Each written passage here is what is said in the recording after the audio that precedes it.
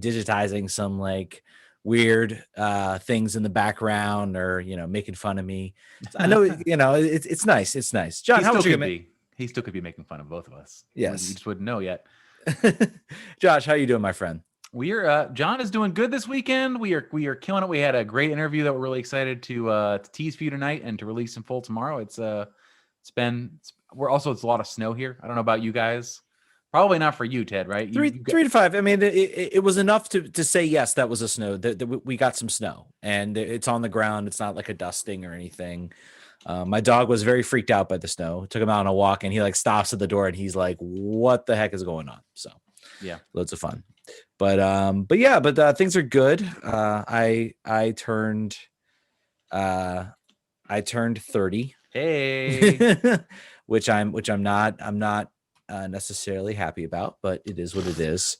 The pass of time takes us all. I got to tell you now I am on the other side of that. So I remember when I turned 30 and I told my friends who I was younger than, and I was like, man, I feel so old. I'm 30, 3-0. And then people were older. Like the feeling that they had at the time, I'm now feeling. So I know what that, shut up. Things still work. I can't get any, let me say this. I can't get any sympathy from anybody I work with, because a lot of them, every one of them is much, much older than 30. And they're like, no, they're like, oh, I could be your dad, or I could be your mom. Like, I'm like, that goes away. Probably. I remember being the youngest guy in the office always, where it would be like, John will know how to do that because he's young. And then all of a sudden you're not anymore. And then, and then they're like, oh, he won't know what TikTok is.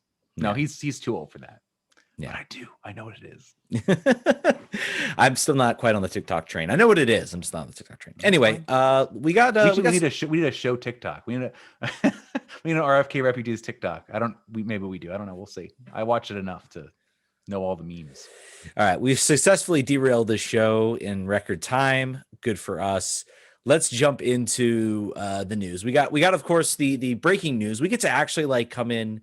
There was some actual news. We didn't plan to be doing a show on deadline day or European deadline day, but we are, and we have some news that we can cover for that. But we'll get to that in a minute. First things first. The little thing that's sort of leading up to why you're seeing all these loan deals in MLS, the CBA and the potential lockout. It is they set a new deadline for February 4th.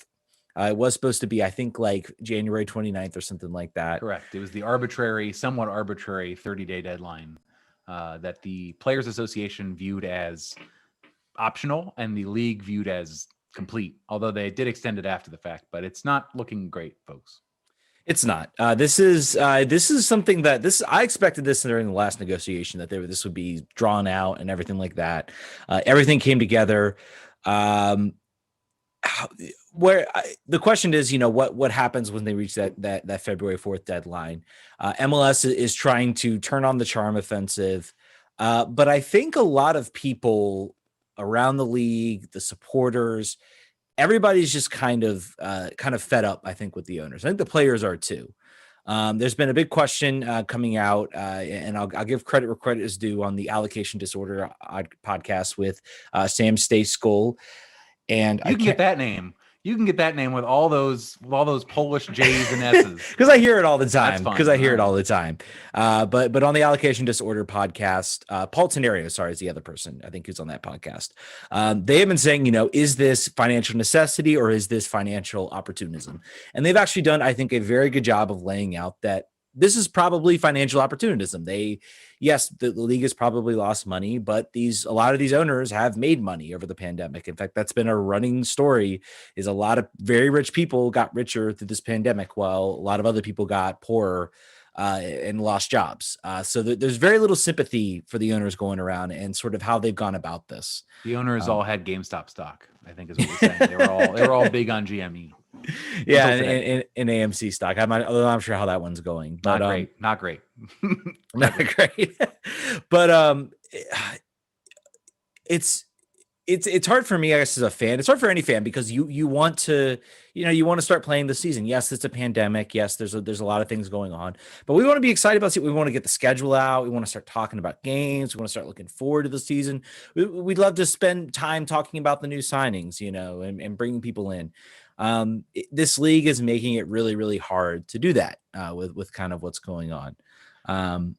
Go ahead. I think that just for people who aren't paying super close attention, the big sticking point is the league wants to make this agreement go through the 2027 season.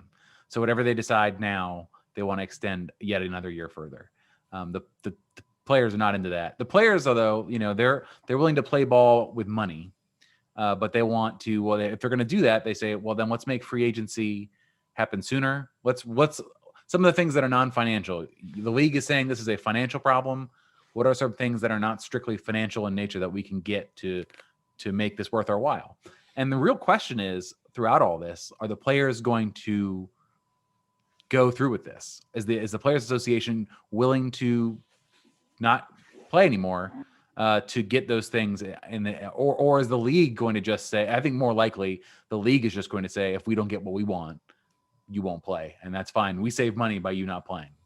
Yeah, I think that's kind of what we're seeing, and a large reason the players do not want to extend that deal is there's a little thing happening in 2026 called the FIFA World Cup, I think is what it's referred to. That's going to be taking place in the U.S., Canada, Mexico. Yeah, I've heard of that tournament. It's a small little tournament. I mean, but it's a big deal. I had friends earlier today asking me how to get tickets to that, and I'm like, yes, good luck.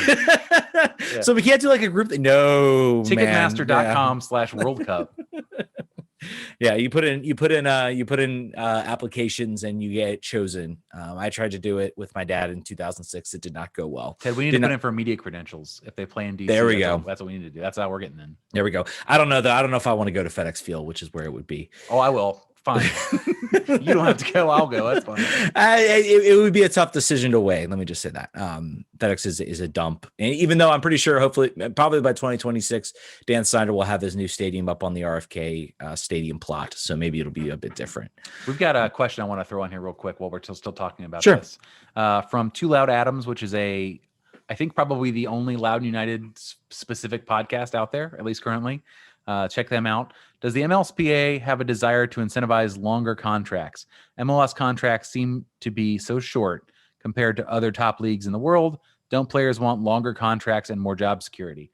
I think by the time a player has choice in the matter, which is after their rookie deal, they're more interested in going to make more money because compared to what they are being paid locally versus the international market, it actually behooves them to have short contracts and then move and go and really maximize their earning potential. So, well, yeah, the way to look at this too also is from a player's perspective right now, and this is changing in MLS, but MLS for a long time has been very resistant to sell players. I mean, there was what Don Garber was saying in the beginning, which was, we want to be a league of choice, and and there have been numerous times, and I think maybe some fans forget this, Bobby Convey, Clint Dempsey, a lot of those players had to fight tooth and nail to get sold because there wasn't a lot of incentive for teams to do so. So almost short contracts benefited those players because, hey, if you played well enough and you got noticed well enough, then, the team is either more incentivized to sell you because otherwise you walk for free, unless you're Lucho Acosta in DC United's case.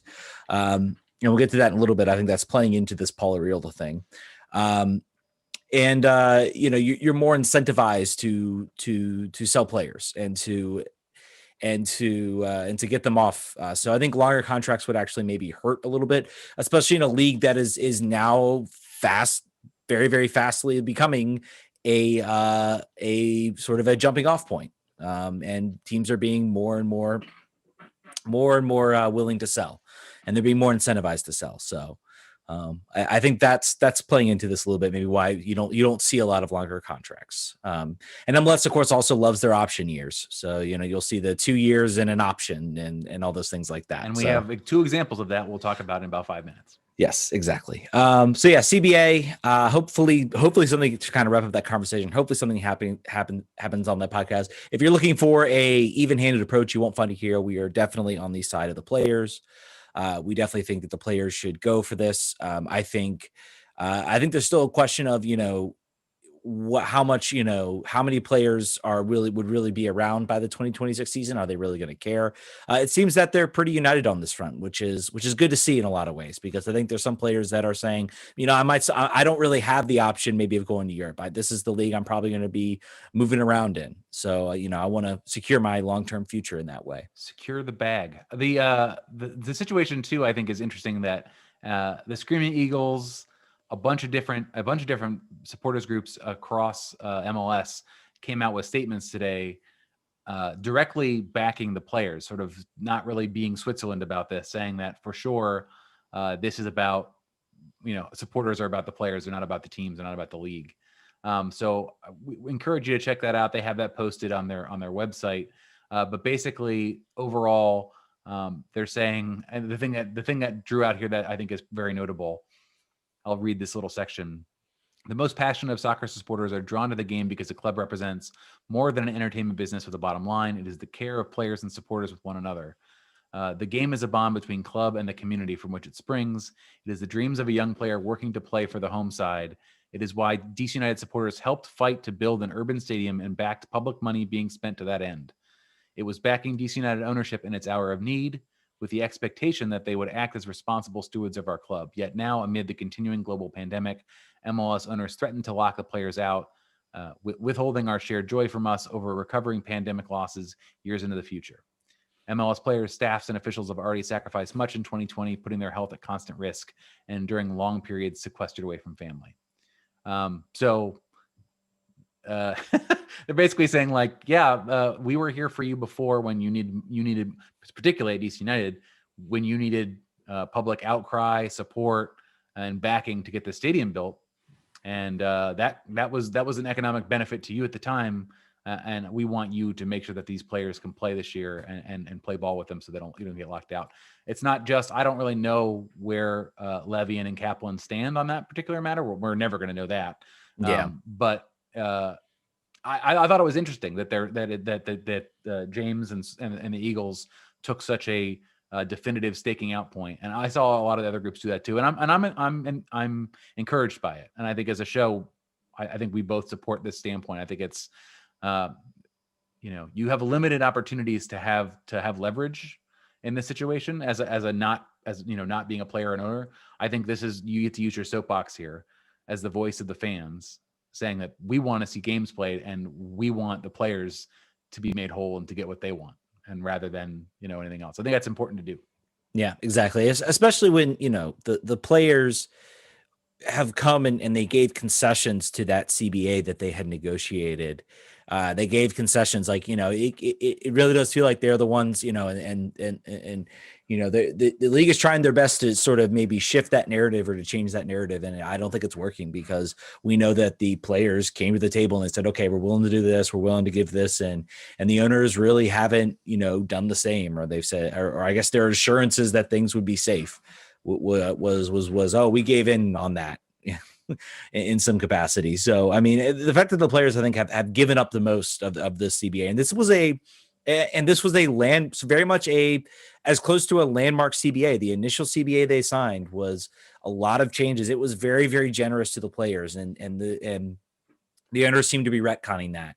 And it's a shame, because it really did, I think, recognize sort of a step for the league in the right direction. And 2020 ruined a lot of things, and that's certainly one of them. And that's sad to see from a lot of, and it's sad to see the owners behaving this way. I guess that leads us into our next point. Our next point would be make sure that if you're listening to this and you don't subscribe to this podcast already, which is potentially some of you, make sure you do that. We're going to, after we talk about this next clip, we're gonna get into our interview with Hernán Losada, but we're gonna release the whole interview end to end tomorrow on the podcast feed. So if you're not subscribed and you want to hear that, if you tuned into this tonight to hear that, make sure you're subscribed so you get it tomorrow. That's the big takeaway for the first 20 minutes here of this podcast. We're gonna have some somewhat positive stuff to close out the show. It's not all gonna be trade and labor negotiations for the entire podcast. Listen, it's always good to start the stuff with the high points. Everyone loves labor negotiation talk. Everyone loves it. Everybody loves it. That's why people tune in. We'll stay out of the allocation disorders lane on that a little bit. I think that's right.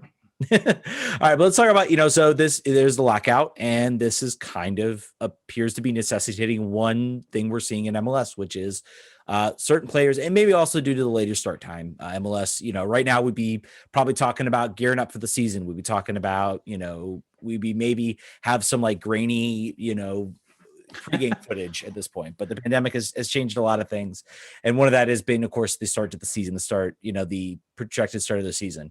That and the lockout concerns has led to players going on short-term loans. And today we had heard about this last week. We had been sort of in the news. Now it is official as the window in England and Europe slams shut.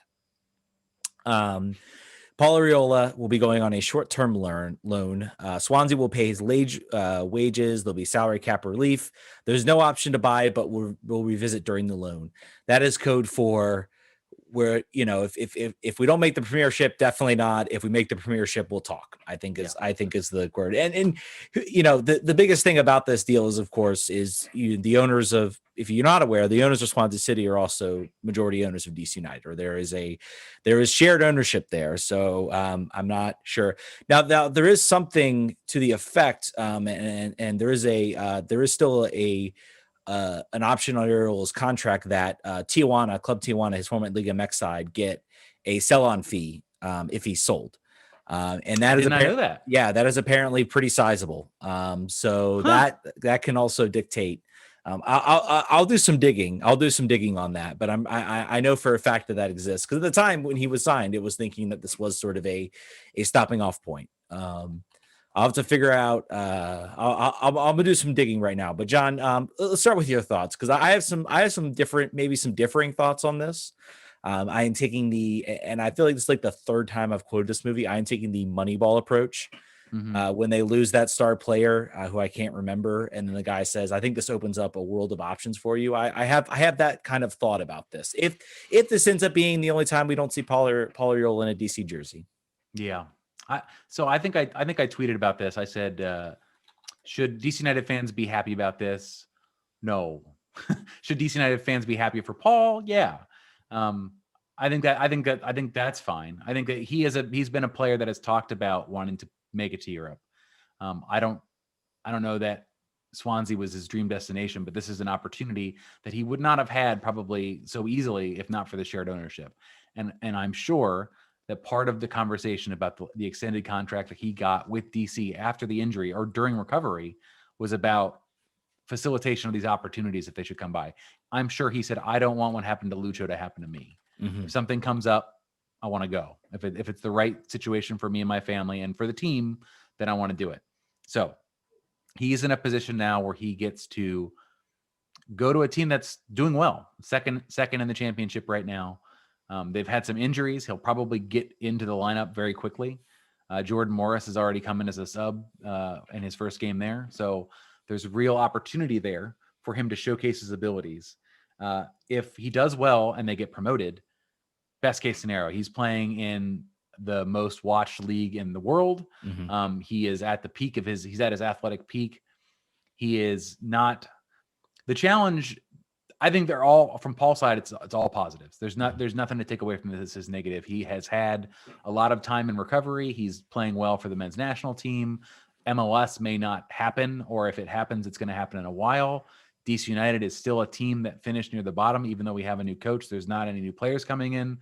So where our horizons are a little bit lower maybe than where he'd want to be.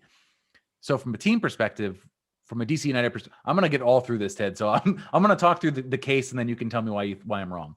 DC United, why is this good for them? There are no games anytime soon.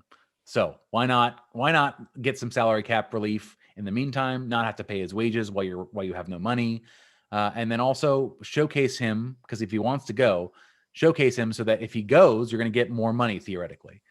The challenge here is the same thing that makes this possible. The fact that there's shared ownership between these two franchises means there's not the same incentive structure to get as much as you can get out of the other side. It's like stealing from yourself It's weird. It's a strange dynamic. It could be said that if this goes well and Swansea get promoted to the Premier League, they're going to have more money than they had ever thought, and $150 million new money, and Paul at $6 million or $5 million, while that's chump change when you look at the amount of money they get in from a DC United perspective, that goes a long way. So it's really about how they choose to play within their own rules. Like they can be as good or as bad as they want to be to both parties if it should happen. And remember, I mean, the figure for it is much easier to sell a homegrown player because you get 100% of those fees. Right. Paul Arriola, while he did play as an LA Galaxy homegrown, DC do not have his homegrown rights, so to speak. So I don't think he counts. I would very much say he doesn't count as a homegrown player, but they do get some. I think they would get some allocation money that they could sort of spend on their roster. I guess I take this from the perspective of if you look at DC United's current roster construction.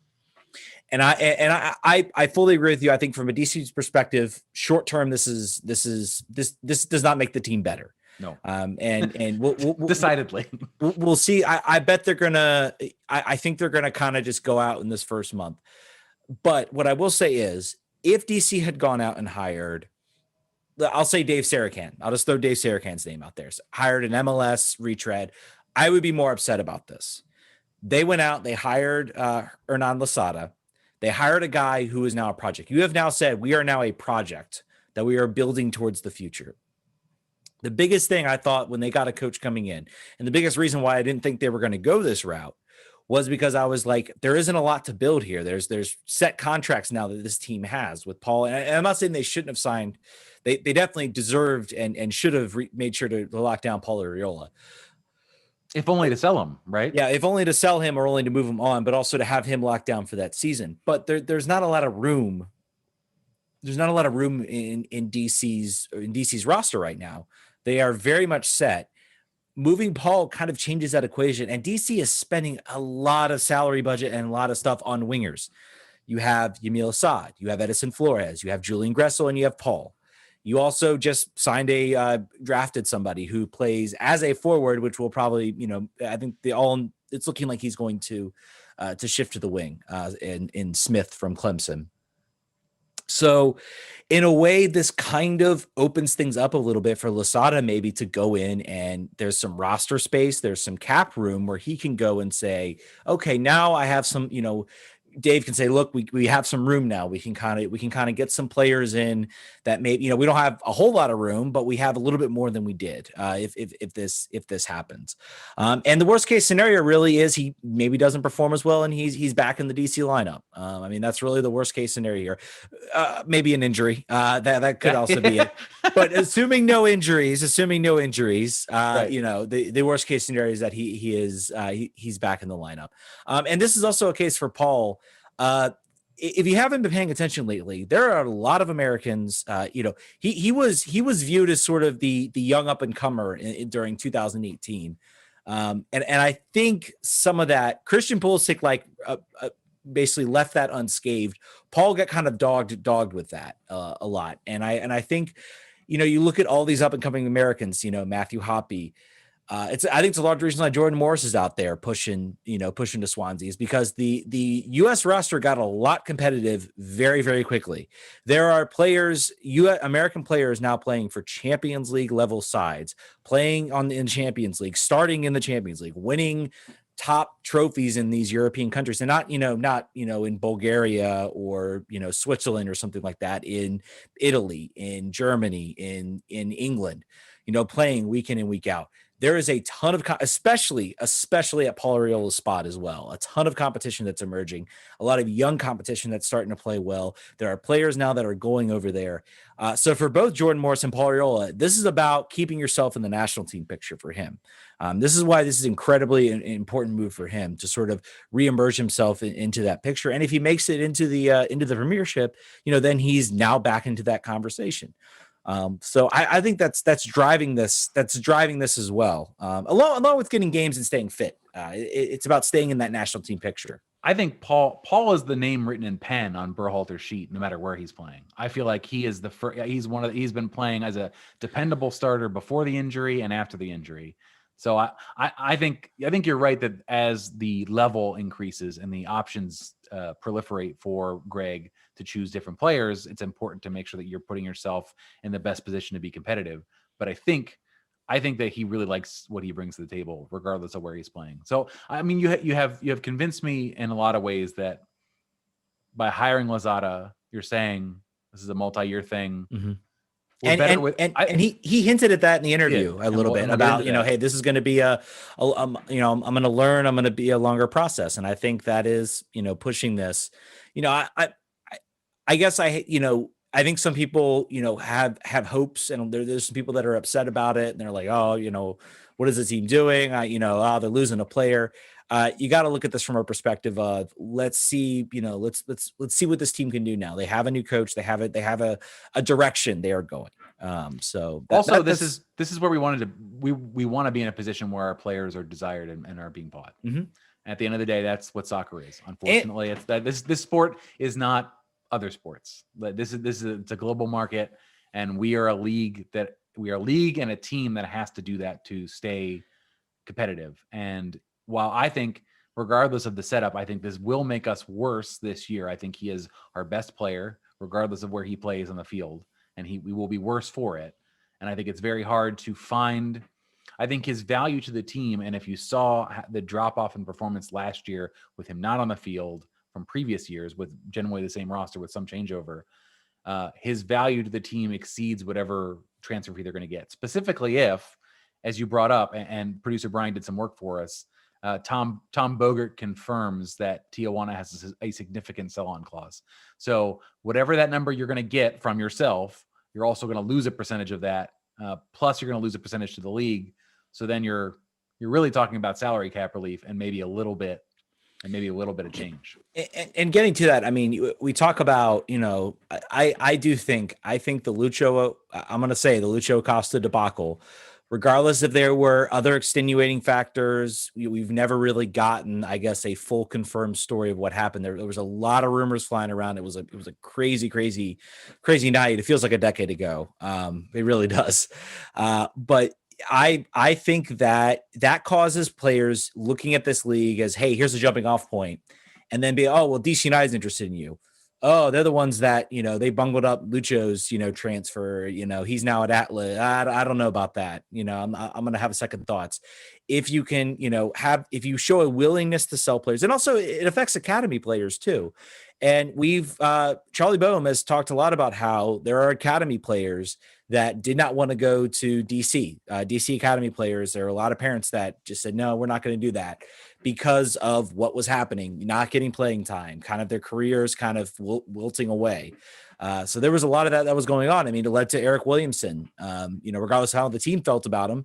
Eric Williamson went off to Portland. So I think DC is trying to change the narrative a little bit about this. It also opens up a spot for Griffin Yao that he would have not had any playing time. Yep. And you want to get him bedded in and then also sell him on later, and you can't do that. So yeah, I think I'm coming around a little bit on this. I think it's sad because he is my favorite player for this team, and I think he's the best player, and I don't think it's particularly close. But this team is not about winning the MLS Cup this year. Nope. So you have to do the other things. Be entertaining. Bunch of 5-4, 7-3 losses maybe mixed in. Let's be entertaining. What a wonderful transition to our next segment. Yes, we talked to some guy. He said he was the coach. He didn't look like Ben, so I don't know. I don't know if I trusted him, but or Chad Ashton. So I don't know. Or Chad Ashton. I don't know what's going on. But we did. We did talk to Hernán Losada. Thanks to the team for giving us the opportunity to speak to him. I think we chose. He had some interesting things to say, and then I said you're going to get the full interview tomorrow. I think we picked not to brag, but I feel like we picked a good time because I think he got some time to settle in, and I think he had some of the other interviews. I think he was kind of like they were asking him things, and he's like, I don't know. I just signed the contract. I have not watched this team. He has he now knows all of the players on the team, which is a big benefit for talking about the team. Yeah, and I mean he had some knowledge, of he did know some of them ahead of time. Yeah, some of them ahead of time, and we got into that. But I think he got some. I I think we got some good answers. We do have some clips that we're gonna play for you. We have a number of questions about the captaincy, which is interesting to me. We've got Arthur and Matthew Doyle have both, or I'll sort of try to summarize the general questions. How important do you view that role in the team, both on the field and in the locker room? What kind of responsibilities do you normally assign that position? So how much, are they the go-between for you with the team? I feel like you're a young coach. You probably have a lot of conversations and relationships with the players. I would imagine that's important to you. So how do you view that role, and how important it is to the way that you run your teams? Captain is important. For me, captain is a lot more than wearing a band around your left or right arm. You need to show and be an example for the group. And also you need to represent the group by giving the example.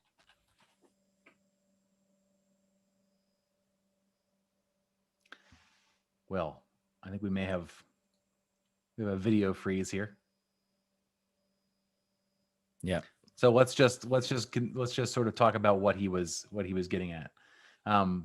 He was saying that that basically that the role is about leadership in the locker room, and he's talked to some of the players who have been in that position before, which we would assume is Steve Birdbaum. He talked about time on the team, so the long-term players, and also sort of the roles that they play. So unclear if he's got an idea already. I'd be interested to see if Briant is in the conversation because of the relationship he has with I believe they were teammates briefly a couple years ago when Briant was playing in Belgium. But basically, it is important to him. It's a lot more than just the name of it. It's about what it means to the team, what it means to the community, what it means in the locker room. So I think that's what you'd hope to hear, and I think you'd expect to hear probably. Yeah, I think it's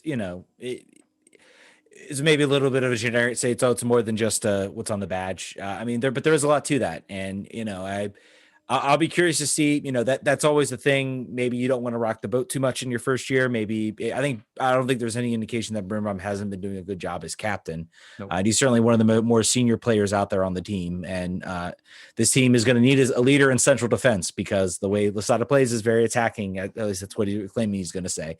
So I'm interested too. I guess the Brilliant thing's interesting. I'd be curious to see how much of an impact he plays on this team. There's a lot of people that talk about the fact that they want to see Brilliant. A lot of fans want Brilliant to kind of ride off into the sunset every year. That's the discussion. And yet he's still there. And he still plays. And plays and still does a pretty decent job. Yep. So obviously that cliff comes for every player, especially when we start reaching that point. But Boswell is a good example of that. I think we tried to replace Bobby Boswell for 2 or 3 years, and he kept starting. So that is in a traditional role with DC United where we want the young center back to play. Well, we will eventually. And in a way, you have a you have a league right now that is becoming so top heavy that you almost need that experience because you're young, spry center defenders are going to make a lot of mental mistakes because it takes a while to learn that position. And that can be almost as bad as it be, you do see, and you saw it with Boswell, that physically sometimes he was just not able to cover his ability to read the game and everything. And that's why he played like 2 games for Atlanta and then retired. So yep. And his kid says he wasn't very good. So he wasn't really sad about that. That's still the greatest tweet I think a player ever gave. We got the next clip coming up where he talks. It's gonna talk a little bit about why he came to MLS and DC United and why he came right now. Yep. In a lot of the other interviews you had last week, you were talking about the attractiveness of MLS to you as a destination, and that's an interesting comment. Also, because I think that American fans have such a conflict in their own mind about what this league is. Like, what does this league want to be? Does it want to be one of the best in the world? Does it want to be a selling league? Where does it actually see itself? What are the things that you noticed from watching it from afar, or from when you had? I think I read that you had Jelle Van Dam was either a former teammate of yours or a friend, so you got to see sort of some of the environment. What about what you saw made you think, A, I want to coach there someday, and then B, that this league is maybe better than its reputation on the continent? Well, first of all, the infrastructure and organization. Yeah, you have a country that has a culture for sport.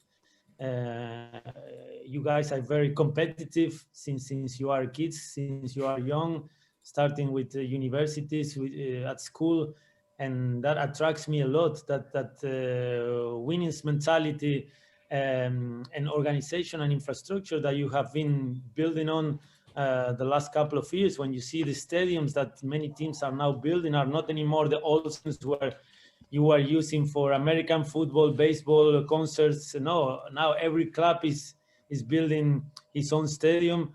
You don't see anymore all stars ending their careers at the MLS. You also see a lot of young talent, and that makes that the MLS now has also another speed. The speed of the game is much quicker and much higher than years ago. So I really think that the MLS has potential. I mean, in the short term, also become one of the biggest competitions in the world. We like to hear that. Yeah. We do like to hear that. We do like to hear that, John. I guess that is something. I guess that is it's good. It's good for me to hear when I hear, because I don't know how many times you read the, player X signs with MLS. Anytime, a Zlatan or some other player sign, there's always those comment, retirement league, all the things. And that is something. And, I've always fought against that idea. I was like, well, you look now, there's younger players coming in, and I think that is finally starting to seep in, I think, more into Europe. And I think that's why you're seeing a lot more players going over to Europe. A lot more of the talent is being recognized in the league. And I think you got that in that interview. He talked about, there's a lot, it's no more I think he was saying the old stadiums, there's new infrastructure. I'm sure that is maybe something that's attractive to him. Yes, there's the Chelseas and Liverpools of the world, but I guarantee you there's some of those smaller clubs. Locker rooms probably don't look too different from RFK. So I think that's something that is probably, as a coach, very attractive, because you can have state-of-the-art facilities, state-of-the-art, you can do a lot more to sort of build your club. It's not just like, let's go over to the local park and train and stretch. So this next clip was one of my favorites about sort of Yamil Asad came up. We were talking sort of about what does he have a set formation that he wants to play? Does he have a set idea about what has to happen in order for it to be a Losada team and to be playing the way he wants? And we talked about Yamil's short experiment as a number 8 during the Chad Ashton regime at DC United, and how fans were, I know at least myself, and I think Ted too, were really impressed with the way he played, particularly with how poorly the rest of the season had gone for him. And this is what he had to say about it. What did you think about the experiment of putting Yamil in the middle of the field for the last, I think maybe 5 or 6 games? He's been traditionally a winger for this team. I think last year he had very uneven performances. I think he would probably attest to that too, either by injury or probably rust after not playing for quite a long time. But he had a turn playing in sort of in the 8 position, and I think he did really well. Fans were really excited about that. I just wanted to know if you had noticed that sort of tactical change for him, and if you had any general thoughts about it.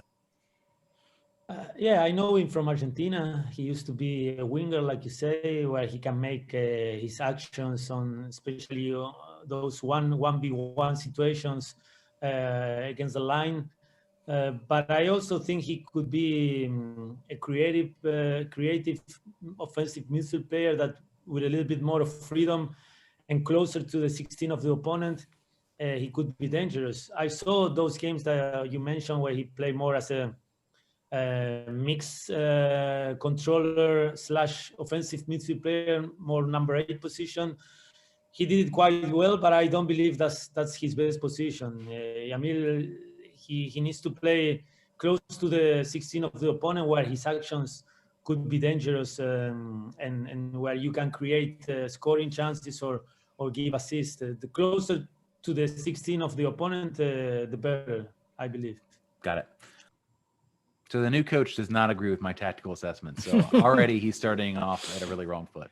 Well, yeah, you if he does change his mind, he might go back and look, oh, maybe this could work, and then you can take credit for it. That's how that works. We've got it pinned. We're ready to go if that happens. Yes, exactly. But I guess the one thing he does talk about in the interview, I think beginning, he's watching clips. He's like, "What do you spend? How are you spending your time?" He's like, "I'm watching games." And I apologize for the 2020 season. I said, "I'm so sorry. You have to go watch some of those games." And then he's like, "Well, I watched some, 2019 too, and I watched some Rooney. So with Rooney and Acosta. So he's definitely doing his homework, which is good to see. I guess as a coach, I don't know what else I would expect." But it's nice, and you can tell in his answers that he's doing his homework. So good to see. Yeah, I other than him being wrong, I think. Other than that, although now that we have another spot open up on the wing, yet again, Yamil is moved up one, and I think that he talked about, and you'll hear it in the interview tomorrow, or on Tuesday, since this podcast will come out on Thursday. He said that there were a lot of players who were injured.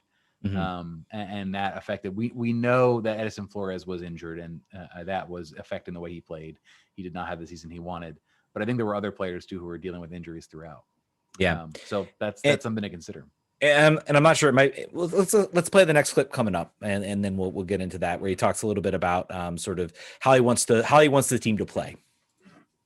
We got another question from Jeffrey Cook. What expectations have you set for yourself for this year, or for taking this job?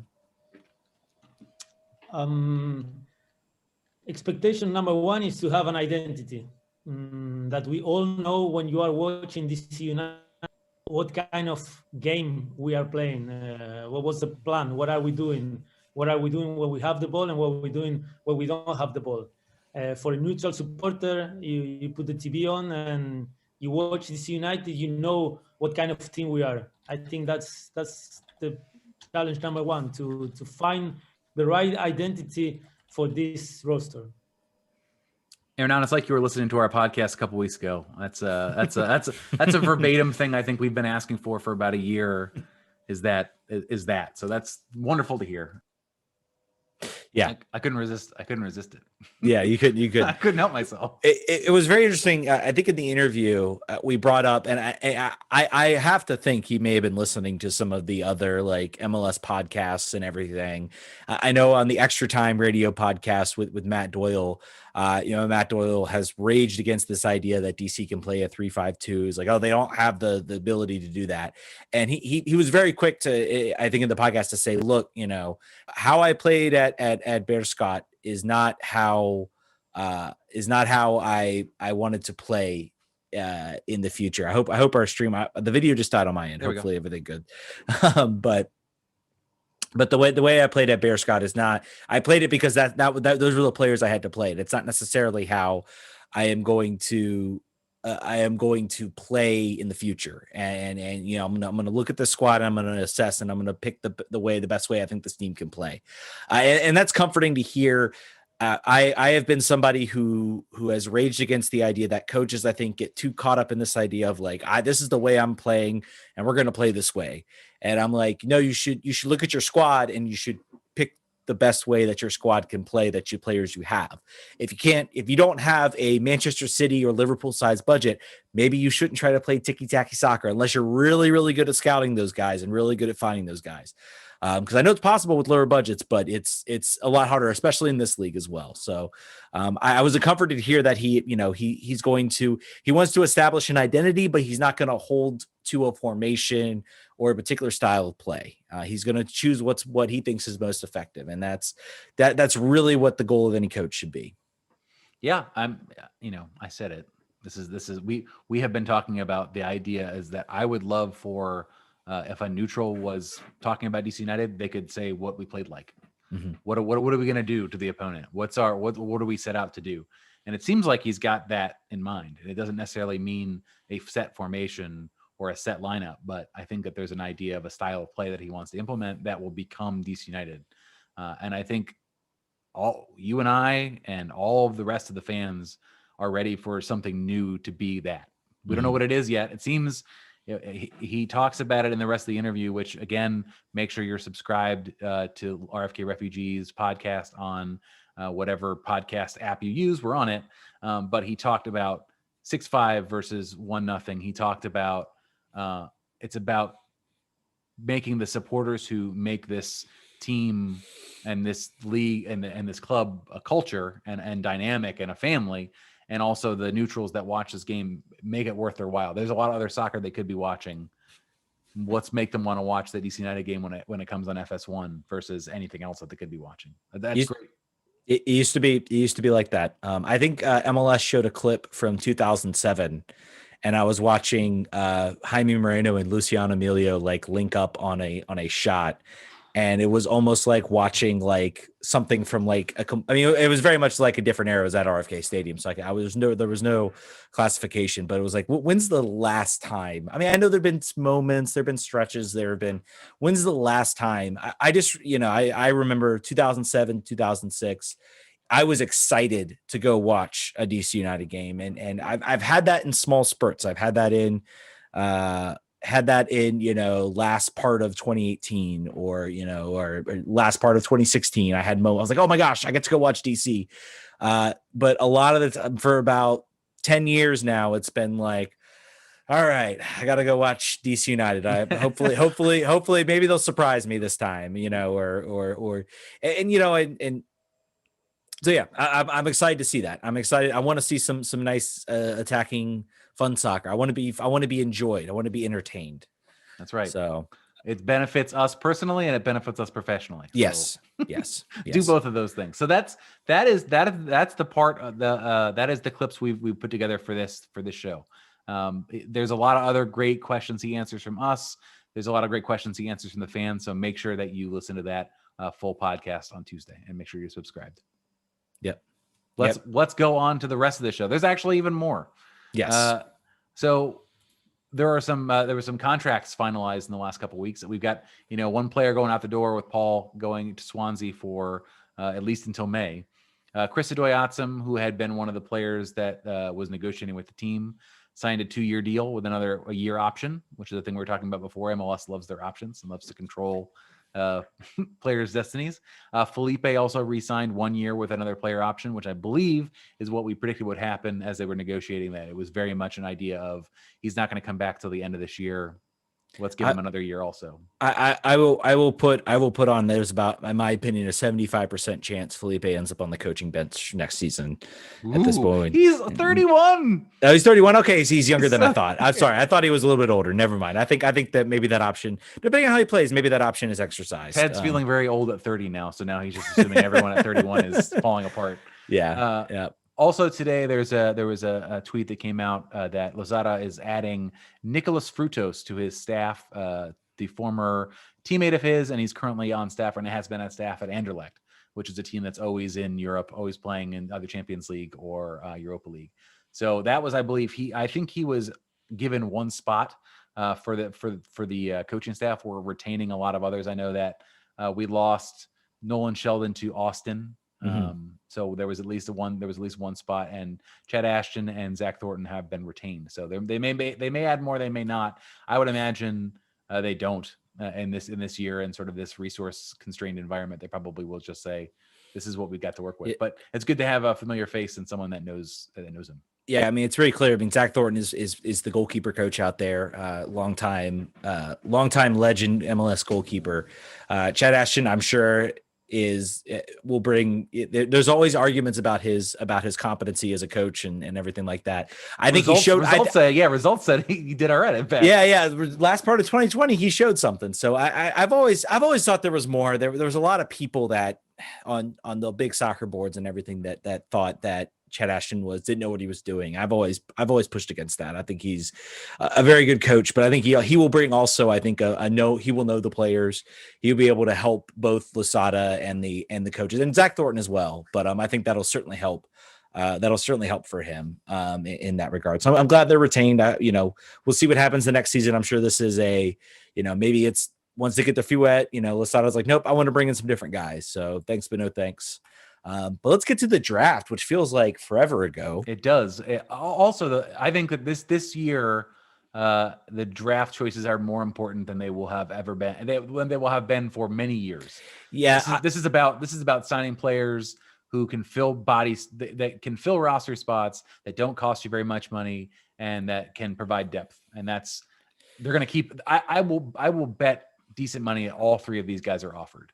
Yep, I think though they're going to sign all three of these, especially right back as a position of need. Michael DeShields, a position of need. Kamari Smith was kind of the wild card, and I think Dave Casper had an inkling that this loan deal to Swansea was happening, and he was like, "All right, I need a winger." The fact that this team traded up in the draft, which is something they almost never do. They do not do it this early. They picked in the top 2 picks in the top 5, which they have not done. I would hedge ever. Maybe once. It's been a long time draft for sure. This is before the Areola news and everything, I think, had really sort of developed. Maybe it was a small rumor that it sort of developed, but this gave me an indication that I'm not expecting many signings this year. Many big major signings. I know they said they're still looking for a forward to compete. Yep.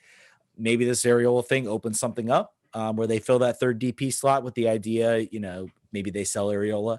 But now that I think that's maybe shifted a little bit of that of my thinking upon this, but the fact that they traded a fairly sizable chunk of allocation money. I think it's like 75 this year, 50 next year, or something like that. I know it's 125 total.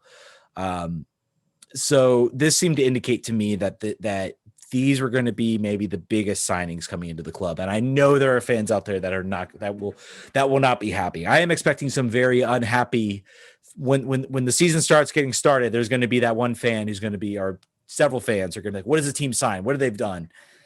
It is what it is. And I think we got to get used to that at this point with the way this team's constructed. I am not expecting any big signings. That's gonna be, that reminds me of the time in Audi Field after Bill left, where it was like the 5th game of the season. The guy behind me was like, where'd Bill Hamid go?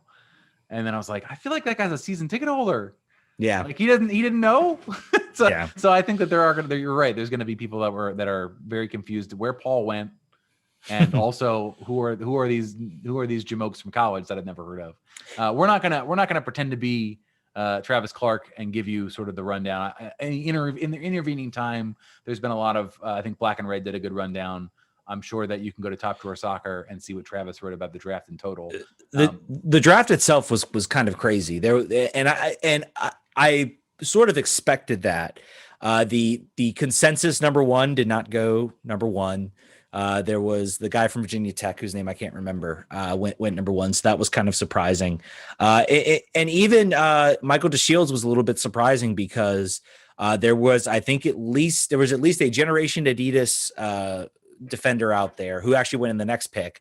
And, another pick that a lot of people were saying he didn't go until the 2nd round. He was projected to go early. So the draft itself was crazy. I think we saw the impacts that we had sort of discussed. About the draft. I'm not going to, let's say Travis Clark's assessment was not great on DC's draft, but if DeShields ends up being a starter and Kamari Smith ends up making an impact in starting, then it'll look like a great draft. Draft grades are very. You mean eventually, right? You don't mean this year. You mean like at some point. Eventually, or maybe this year. Who knows? If I would imagine if either of those players are starting for us this year, there's trouble ahead. Who knows, man? Who knows? You never know. You don't. They traded up, man. They made moves to go get those guys. They did. They traded MLS funny money that they didn't think they were going to spend anyway. So it's when I think that the assets were not so crazy that we can say for sure what these players' roles are going to be. I think they're going to play in Loudoun. I think they just needed bodies that they could count on if something went wrong. And they needed if a COVID outbreak happened on the team and they needed to fill with players, they now have more of them. Last year we finished, I believe, with 23 players on the active roster. You're allowed to have 28. That's dumb. You should not do that. Don't do that. So I'm glad that that's changed. I think that's been the most positive thing. Thing I learned, and I'm sure Travis knew already, and I may have already said on our podcast, and I missed it, that players are allowed they can play their spring college seasons without doing anything. So Kamari Smith can finish out at Clemson if he wants and play, and is not penalized for being drafted by DC United. Michael DeShields already signed a contract with New England Revolution 2, so he can't. So he either comes here or he goes to New England Revolution 2 in place. Those are his options. I would hedge to bet that DeShields, he will. I'm sure whatever he was being paid at New England Revolution 2, DC at the very least should be able to match that. And I'm sure he will say, yeah, or even if it's a little bit less, yeah, either I'm going to go play USL League One, or I'm going to go play in MLS. I'll take the playing in MLS right now over that. So, So I think the big takeaway here is these are players that DCs might use this year. The draft normally is, let's just take some guys and take them to training camp and see what happens, and we don't really care. Maybe we'll take maybe the first round draft pick is somebody that we might offer. It's not been the case. I mean, if you look back in the last couple of years of the draft, most of those players are playing in USL or just not around. Mm-hmm. So this is a different year, and COVID it's about COVID. It's about money. It's gotten more. I mean, it's also the nature of homegrown rules and players signing contracts a lot earlier. You had Philly sign a bunch of homegrowns and then just trade completely out of the draft. And you still have other teams like Austin, like Nashville, Minnesota, who do not have robust academies right now, who have a need to go do that. So we'll see. And Angus Long on the chat says, I think DeShields comes as a depth piece, and I'd rather have him than Axel Sjoberg. Yep, agreed. So he's I have not seen any of DeShields, but yes, I will agree with that. Yeah, he's DeShields was a TNT. He was on the roster last night for the US TNT game. I don't think he played. And it's probably good that he didn't play because it didn't 7-0 victory, 2 goals from Paul Arriola. I was watching pieces of that game. I wasn't able. I have it recorded. I might sit down and I didn't get a chance to watch it. It's not really a game, so to speak. It's like the Cuba game where I was at Audi Field. It's not really soccer at this point. And it is. There's always the crowd on Twitter about I'm not going to do it. I'm not going to do it, Jurgen, right? I'm not going to do it. Don't do it. I'm going to stay away. I'm going to stay away. I'm going to stay away. Pay me $5 every time you talk about Jurgen Klinsmann. I will pay $5 to say that people suddenly. You said $5. I changed my mind. I will pay $5 for people to say that Jurgen was the only coach in U.S. soccer history that was saying to go to Europe. Every coach was saying that. And he deserves 0 credit for everything. And I will continue to beat that drum. DC United broke ground on their new training facility. I broke John, everybody. Good job. Which is great. That is something that kind of sat, and you never, I don't know if we're ever worried about the financial stability of the owners, but we were. I think we were. Yeah, we might have been a little bit, but I think the fact that they are breaking, maybe that comes from not paying Paul Arriola's salary for a little bit. They got all these shovels. That's how they got these gold shovels. Yeah, but the money. But the opening the training facility, breaking ground on that, getting construction started on that, very, very, very good for a whole host of reasons. Having a central location that you can train, not having to rent facilities, and to have the training fields and just the general facilities, that is something DC has been very, very behind on. And it's something that I think gets missed a lot when you talk about, clubs, how clubs are able to attract players. That players are going to spend at most, 2 hours every couple weeks at the stadium.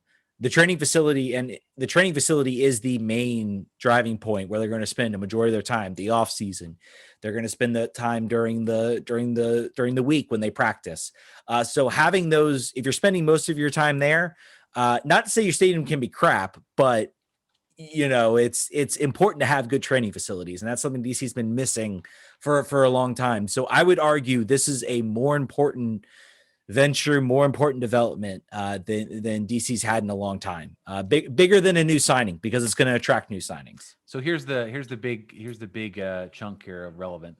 The facility will include a 40,000 square foot training center on a 30-acre campus, which includes 4 full-size outdoor practice fields and an elite training center equipped with a weight room, recovery facilities for the club's performance and medical staff. The Audi Performance Center, located inside the training facility, will have educational resources and tutorial resources available for academy players, as well as a video room the club can utilize to review film for training sessions and previous matches. The facility, by the way, they've been doing that at Audi Field and at the present and at the St. James, so it'll be nice to have it all in place. The facility is in close proximity to Segra Field, the 5,000 seat stadium. That also serves the Spirit, Old Glory, which is the rugby team. So the important thing there is the Spirit will be playing games exclusively at Segra until fans are allowed in Audi Field. They're also going to be using this facility as their training facility. So you're going to have 3 professional teams and academy teams all using this all at once. I think it's great. I think that sort of having the academy be in the same place as the first team gives you opportunities that you would not get any other way. It's great for the academy kids to get that opportunity to see how they measure up and how big they still have to go to get where they want to be. I think, as Ted said, it's a lot different practicing at RFK than it is practicing at your own facility, even if you have to drive a long way from DC to get there. And we joked with Hernán about what that decision might be like for him, where he wants to actually live. We played up to Virginia. I think he said he's going to be neutral and live in DC, and I'm like, that's a good choice, because then there's a Virginia Maryland rivalry, so I introduced him to that. Yeah, so now he knows. Now he will say that the fact that you can't buy alcohol outside of a specialty store in Maryland means it's a trash state that you shouldn't live in. He said that. But anyway, this is a great thing that we've been waiting for. It's finally, I think we've been worried about when actually we get started. They're promising it'll be ready by the summer, which is fantastic. I think we've got a comment in the YouTube chat about saying, wishing that the team posted renderings of the training facility. I do too. It would be nice. I think the problem is going to be that it's not going to be the Atlanta United training facility. I don't know if you saw renderings of that. Arthur Blank is very rich, folks. Like, he's got a lot of money. So it may not be as visually appealing. It doesn't matter. It really doesn't. It's about having a central place that has all the amenities they need in a single spot. So it's great. Good news. Yeah. Good news for the team. This is they were very excited about having done this, and this is to them a reminder of the commitment that they have put forward for this team. And if you guys have any doubts as to what it's going to look like, go dig up the NBC Sports production they did on Dwayne De Rosario, and fast forward to the clip of the RFK training facility, which looked like something out of 1970s Soviet Russia. And that tell me that whatever they're building, regardless, it might not be as flashy or as good, is going to be a worse than that. I think that's important. Even though I think now they're like at the St. James, which might actually be it is very nice facility. From what they don't own it, and now they're gonna own it. They're gonna own it, and they're gonna get some money from Old Glory Rugby and from the Spirit, and I'm sure that those fields will get put to use, and that's another revenue stream for the club. They said that the turf fields are for the rec players and for the tournament. So yeah. So it's community building too. It's community building that, and it keeps them off the Audi turf for practices, so that we can be sure that it's never overused. Exactly. So everybody wins. It's all good. The only people that lose are the players that have to commute like all the rest of us jamokes once COVID goes away and we have traffic again. I think a lot of them are going to live in Loudon. I think there's going to be maybe a migration. Russell Canals is going to make a lot of money on all these real estate deals for these players. I know, man. Hey, maybe he's got a pipeline there. He can just be like, but like new players come in. Hey, Steve, you know a guy who does real estate? Actually, yes, I do. Let me get my card. You know me. I'm already here for you. So that was a chock packed show there. I think this covered a lot of stuff tonight. Yep, there's a lot to talk about. So I think we're going to wrap up that. Subscribe to the podcast tomorrow. Full Losada interview. This show will be coming out later. You can see it on YouTube, so it's not that big of a deal. But we will release this show in a podcast form. But definitely check out the full interview with Hernán Losada. It's fantastic. I think he did a really excellent job. Thank you so much to him, the team, for joining up on the show. Twitter.com/RFKRefugees, RFKRefugees.com. John, you do most of the plugs, man. You're active. So Patreon, our Patreon subscribers have the opportunity to listen to the Losada interview live on Thursday through our Discord channel, which is, I'm also plugging our Discord channel. We'll post a link to that if that's something you do. So that's, if you like to support the show, we appreciate it. It makes a lot of the stuff where the show looks a lot better than it used to. Those things actually do cost money. So that's how we do it. It's by the support of our Patreon subscribers. So do that if you'd like to. Yeah. If you and producer Brian also has been a huge part of that show. Yes. Thank him. He knocked it out of the park again today. I think every show he learns something new or does something new that's awesome. So it's all skill building. This show for him is a resume. He's a audio and video engineering resume building opportunity. Absolutely. It's a big internship. Absolutely. All right. Well, thank you all so much for listening. I don't know what our schedule will be, whether we'll do a show next week, whether we'll come back on. I think it'll depend maybe on the news. Maybe we'll have a lockout special. We'll see. Maybe we can chorus some players. Just kidding. DC, we'll respect you. But we'll catch you guys down the road. Vamos.